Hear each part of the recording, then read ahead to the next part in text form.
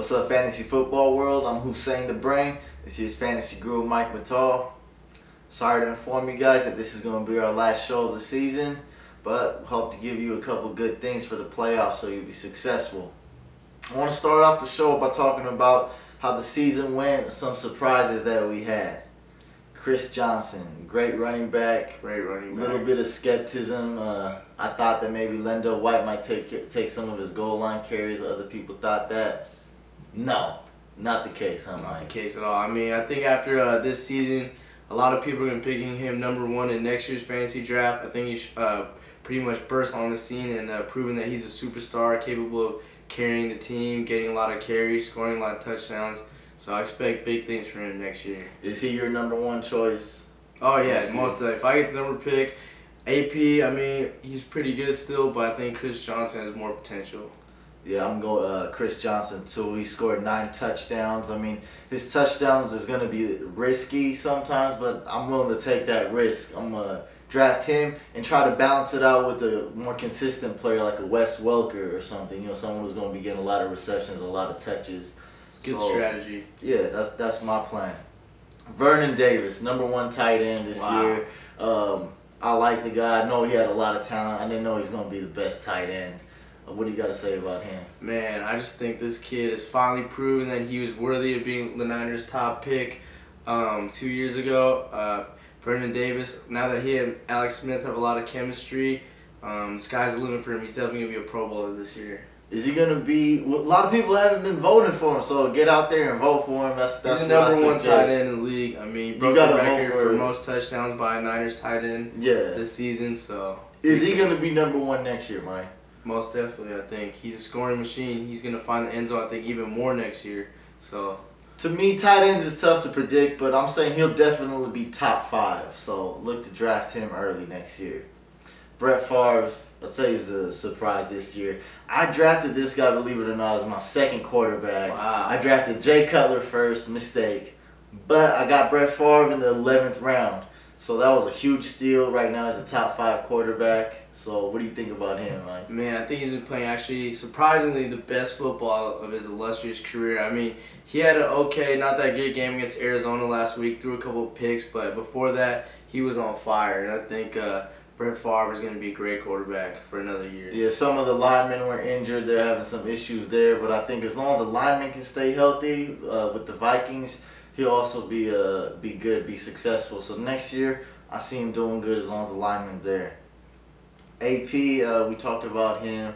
Where do you see him going next year in the pick? In a mock draft or something? What do you see? Well, I still see him being, I mean, he's definitely a top 5 running back. I think he might have got surpassed by Maurice Jones-Drew as well as Chris Johnson. In the stats, yeah. Yeah, in the stat-wise. So, no later than the 5th pick next year.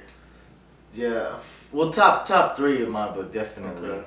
So he has fumbleitis, is what they're saying. I think it's Chester Taylor's last year, so he might get the ball more. They're gonna they might re-sign. I don't know what they're gonna do with Chester Taylor. So I think good indication is if they re-sign Chester Taylor, who they're looking as their backup, and if he fumbles the ball more, that's definitely not a good sign for next year's fantasy football draft.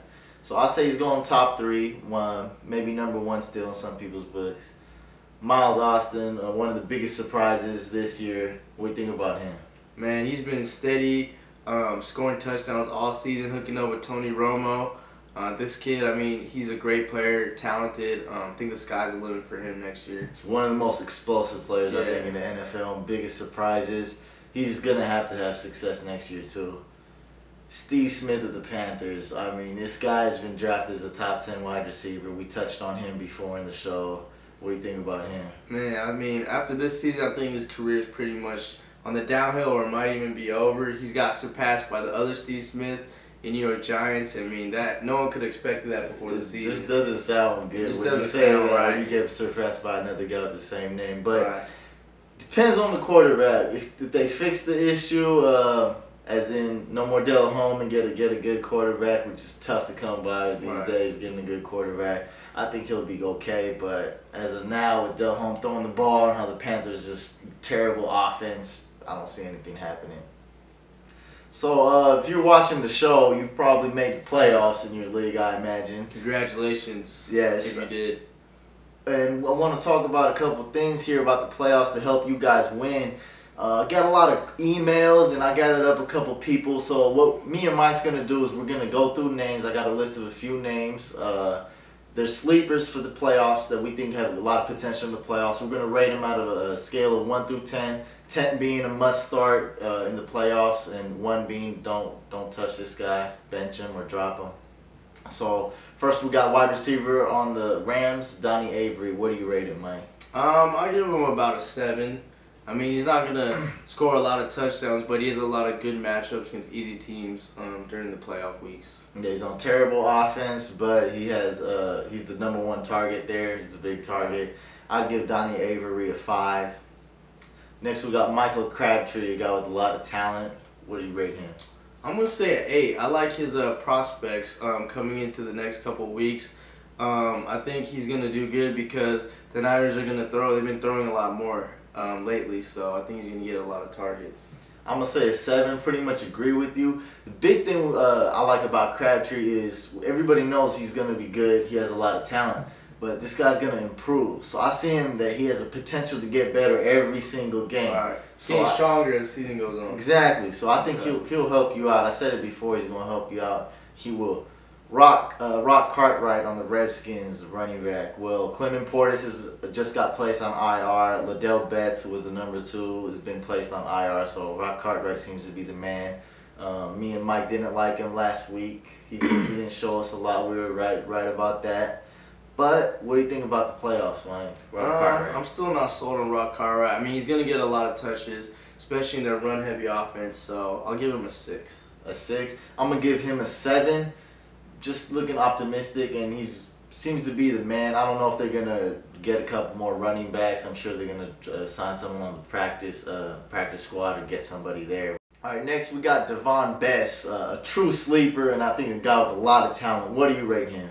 I'm gonna rate him an 8. I think the Miami Dolphins, they're really getting better. They won last week against the New England Patriots, so I think that Chad Henne. He's Chad Henne's favorite target, so I think Davone Bess is a must start. Yeah, this guy is, I'd say, talent-wise, he's a top 10 wide receiver in the NFL. And Chad Henne proved that he can do a couple things last game against the Pats. So I'm gonna give him an 8.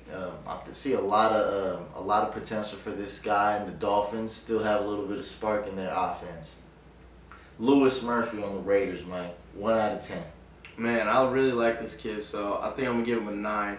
With Bruce Katkowski in as the Raiders quarterback, he's been throwing a lot to Louis Murphy. He scored a touchdown last week against the Pittsburgh Steelers. I think he's a really good rookie receiver, a lot better than Hayward Bay, so I think that he's definitely, his stock is high. I'm going to give him a 5 just because I do agree with you, but I also think that it's going to be a risky start for you. As in, he's going to have a couple really good games and a couple really bad games, and I just can't put my finger on if he's going to do good. So again, just to let you know, these ratings aren't. We know that these guys aren't the best wide receivers, best running backs in the league. These are just sleepers if you're looking to fill your flex spot and need an extra player. Well, this is Huseyin the Brain signing off. Hope you guys win in the playoffs. Later, guys. Peace.